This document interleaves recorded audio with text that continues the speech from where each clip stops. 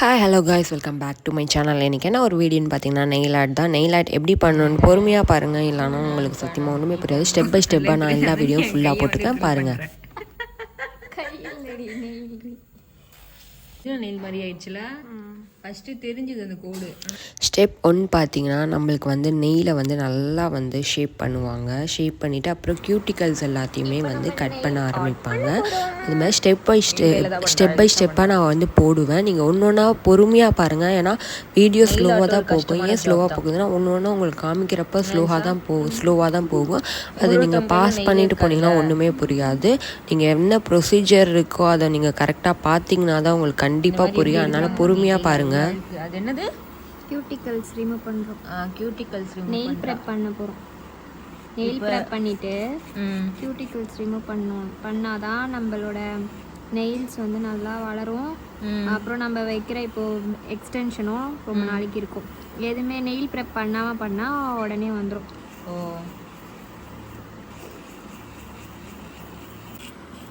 ஆனால் நம்ம பண்ணுற நெயில் பிரப் ஒழுங்காக பண்ணாதான் நல்லா நம்ம எப்படி வச்சாலுமே ரொம்ப நாளைக்கு இருக்கும். Okay okay. நெயில் ப்ரெப் ஒழுங்காக பண்ணலன்னா எல்லாமே வேஸ்ட்டு தான். ஸோ நம்ம நெயில் ப்ரெப் பண்ணுறதுக்கு எவ்வளோ டைம் வேணாலும் எடுத்துக்கலாம். இந்த வீடியோ எடுத்துகிட்டு இந்த வந்து ஷேப் பண்ணிட்டாங்க, கியூட்டிகல்ஸ் கட் பண்ணிட்டாங்க. நெக்ஸ்ட்டு வந்து என்ன பண்ண போகிறாங்கன்னு பார்த்தீங்கன்னா புஷ்அப் ஏதாவது சம்திங். எப்போவுமே கியூட்டிக்கல் இருக்கும் போது நம்ம வந்து நெயில் ஃபிக்ஸ் பண்ண முடியாது. ஏன்னா அது ஸ்டிஃபாக நிற்காது. ஸோ கியூட்டிக்கல்லாம் ரிமூவ் பண்ணிவிட்டு அதுக்கப்புறம் தான் நம்ம நெயில் ஃபிக்ஸ் பண்ண முடியும். அது ஃபஸ்ட்டு ப்ரொசீஜர், இது செகண்ட் ப்ரொசீஜர்.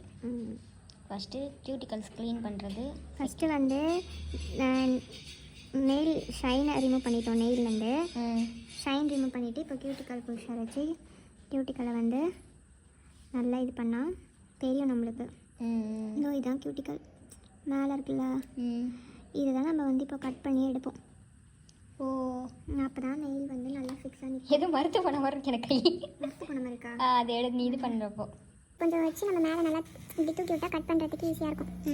எண்டை மட்டும் நல்லா இது பண்ணி விட்டோம்னா நல்லா தெரியும். இப்போ அந்த புஷ்ஷை வச்சு நம்ம இது பண்ணனால கியூட்டிக்கல் கரெக்டாக வெளில வந்துடும். அப்போ கட் பண்ண ஈஸியாக இருக்கும் நம்மளுக்கு.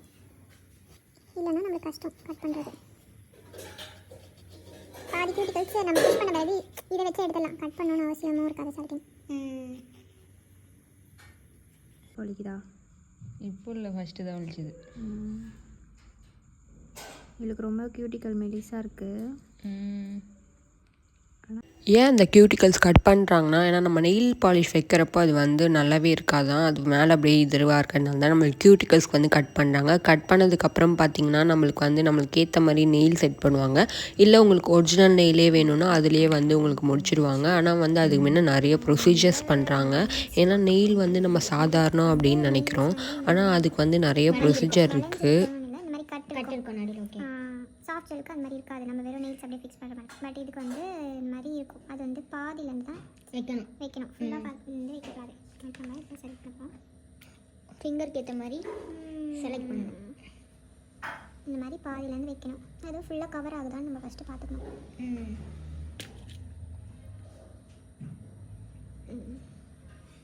இது கரெக்டாக இருக்கு. செலக்ட் பண்ணியாச்சு. இப்போ வந்து இதில் இருக்க நம்ம இந்த உள்ள நம்ம உள்ள வந்துட்டு நெயில் ஷைனை ரிமூவ் பண்ணிக்கணும். ஒரு இந்த மாதிரி ரிமூவ் பண்ணிக்கணும். ஏன்னா அப்போ தான் க்ரிப்பாக ஃபிக்ஸ் ஆகும், வலிக்கிட்டு போகாது உடனே. அதனால் ஃபஸ்ட்டு இந்த மாதிரி எல்லாத்துக்கும் நம்ம இதை வந்து இந்த மாதிரி ரிமூவ் பண்ணுவாங்க, இந்த கார்னரில் மட்டும். அப்போ தான் வந்து அது ஸ்டிக் ஆகும் நெயிலில். க்ரிப்பாக ஃபிக்ஸ் ஆகிடும். க்ரிப்பாக ஃபிக்ஸ் ஆகும். அதான் இப்போ போயிட்டுருக்கு. நெயில் எக்ஸ்டென்ஷன் வேணும்னா டிஎம் பண்ணுங்கள். அக்லரிக். அதுக்கப்புறம் வேறு என்ன? இன்றைக்கி நாங்கள் பண்ணுறது வந்து பில்டர் ஜெல். இது வந்து பில்டர் ஜெல் இப்போ பண்ணுறது. அக்ராலிக் இருக்குது, அப்புறமா சாஃப்ட் ஜெல்லும் இருக்குது.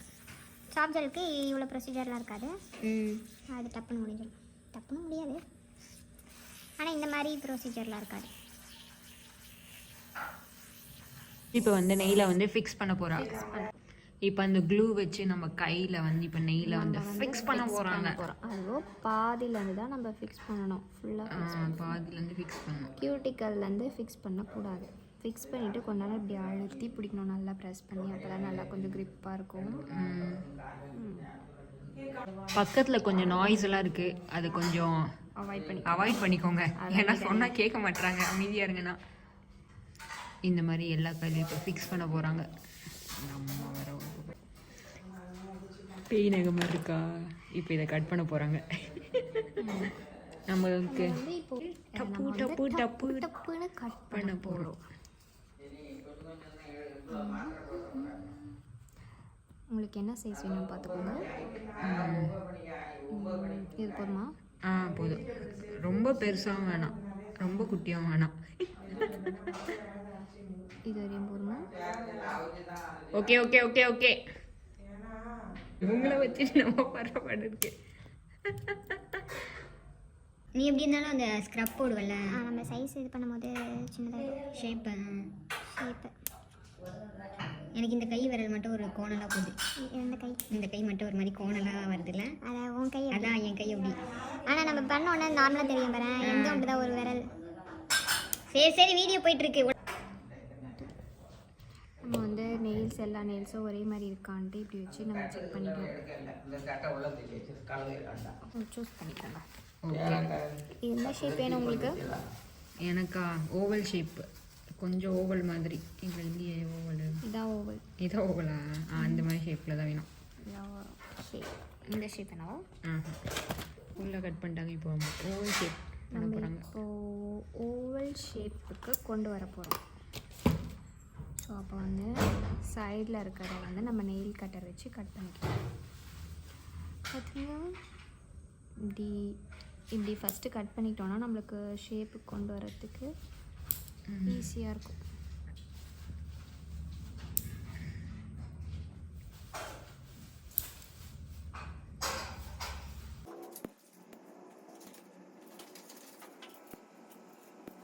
ஓகே, கட் பண்ணியாச்சு. நம்ம வந்து ஷேப் பண்ண போகிறாங்க. ஃபைலர் வச்சு ஷேப் பண்ண போகிறோம்.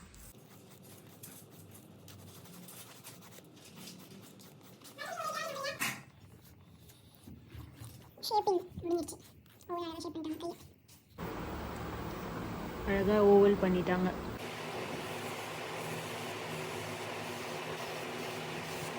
இது வந்து நல்லா ஷேப் பண்ணி எனக்கு ஏற்ற மாதிரி ஃபிக்ஸ் பண்ணிட்டாங்க. அதுக்கப்புறம் பார்த்திங்கன்னா இது பேர் வந்து ஃபைலிங்காக. இதை வந்து மேலே வந்து நம்ம நகத்துக்கு ஏற்ற மாதிரி அதை வந்து ரெடி பண்ணுவாங்க. அது வச்சது தெரியாத மாதிரி அதை வந்து ஃபிக்ஸ் பண்ணுறது தான் இது. இந்த நெயிலை வந்து அவ்வளோ அழகாக வந்து அது ஃபுல்லாத்தையுமே வந்து அதை மேலே அந்த வளவலன்னு இருந்தால் நெயில் பாலிஷ் வைக்க முடியாது. அதனால் வந்து அந்த மாதிரி இருக்கிறத எடுத்துருவாங்க. நம்ம நகை மாதிரியே இருக்கும். நம்ம நகை மாதிரி ஷைனிங் போயிடுச்சு. அந்த ஒட்டின அந்த நடுவில் ஒட்டின நெயில் பண்ண முடியாது.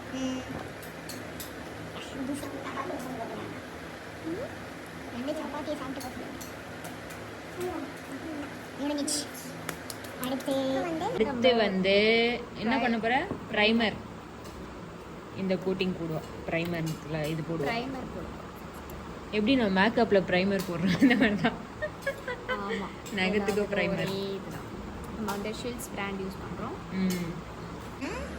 நம்ம வச்சுக்கிறது பார்த்து 1 மந்த் வரைக்கும் இருக்கும். தண்ணியில் அதிகமாக கைப்படலாம் இருக்கும். இல்லை 1 மந்த் வரைக்கும் கூட வருமா. அது நம்ம மெயின்டைன் பண்ணுறதுல தான் இருக்குது. ப்ரைமர் போட்டோன்னே தெரிஞ்சிடும். வில்லேஜ் சின்னது.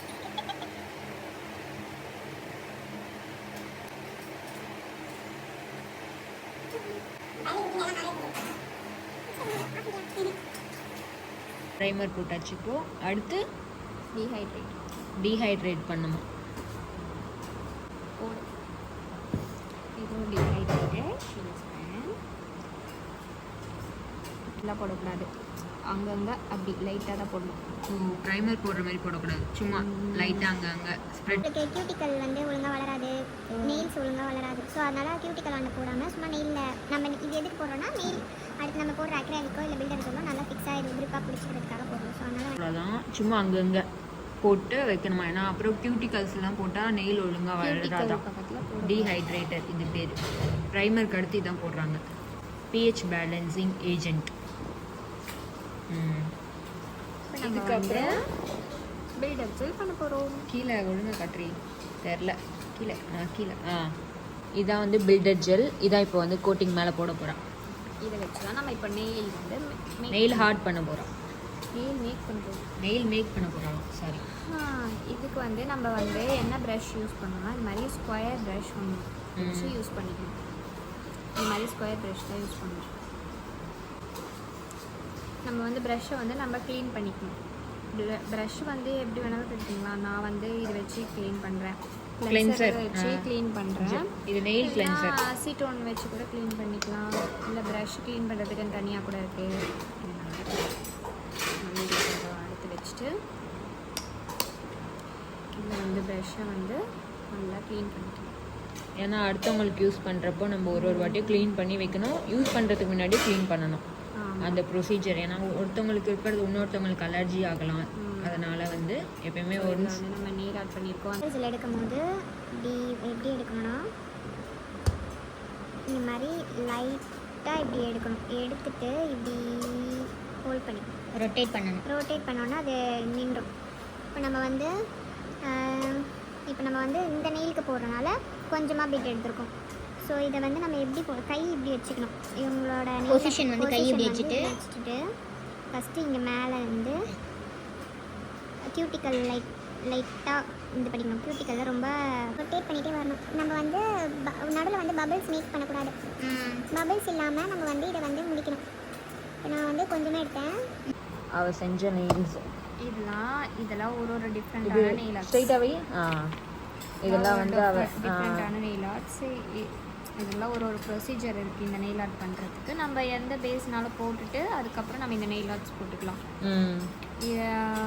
அதுக்கப்புறம் வந்துட்டு இது ஃபுல்லாக ப்ரெஸ் ஆன் நெயில்ஸ். நம்ம வந்து போட்டுட்டு கழட்டி வச்சுக்கலாம். ஃபஸ்ட்டு மேக் பண்ணிவிட்டு அதுக்கப்புறம் போட்டுட்டு திரும்பியும் கழட்டி வச்சுக்கலாம். இது எல்லாமே நான் யூஸ் பண்ணது தான். யூஸ் பண்ணிட்டு மறுபடியும் எடுத்து வச்சுருக்கேன். திரும்ப அந்த ட்ரெஸ் போடும்போது நம்ம அதுக்கு மேட்சாக போட்டுக்கலாம்.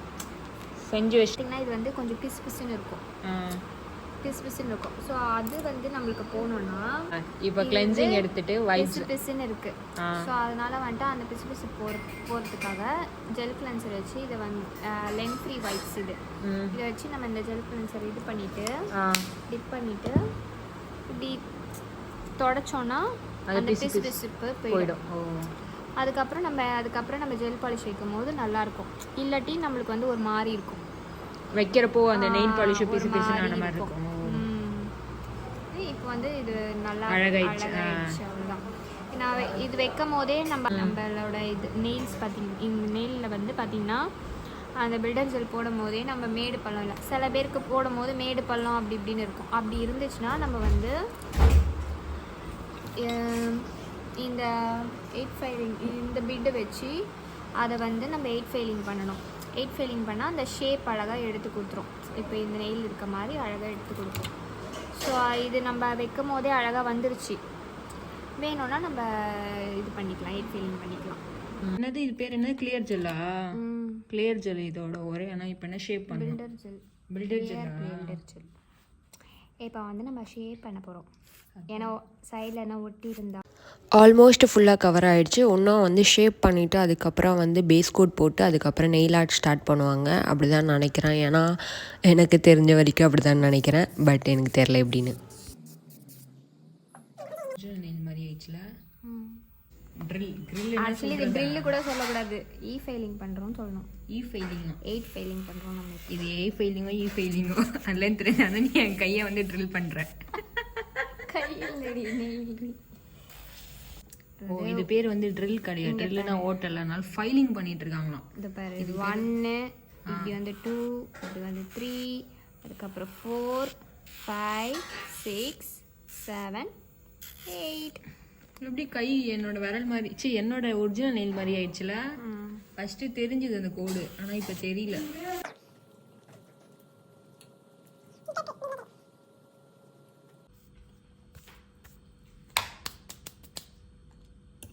இப்போ வந்து பேஸ் கோட் போடணுமா? பேஸ் கோட் மட்டும் இப்போதைக்கு போட்டுக்கலாம்.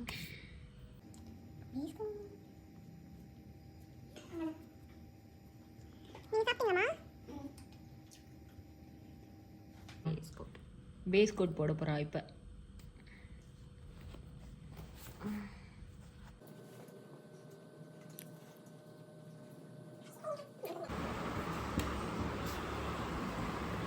இப்போ இந்த கலர்ஸ்லாம் நம்மக்கிட்ட இருக்கு.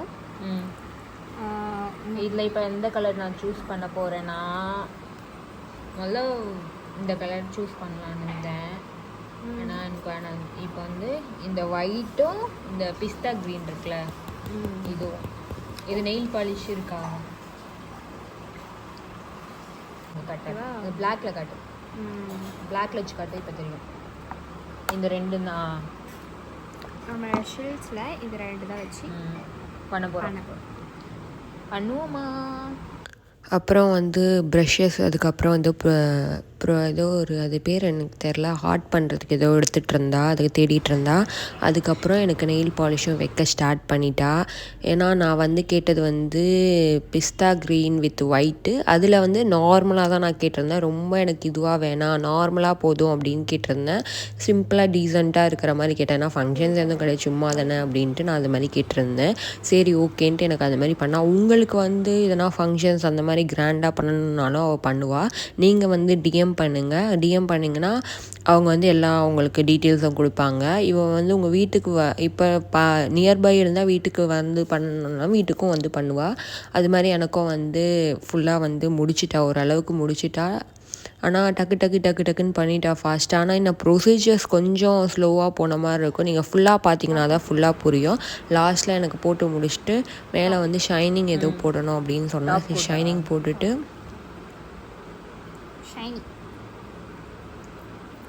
டாப் கோட்லேயே நிறைய இருக்குது. இது ஷைன்.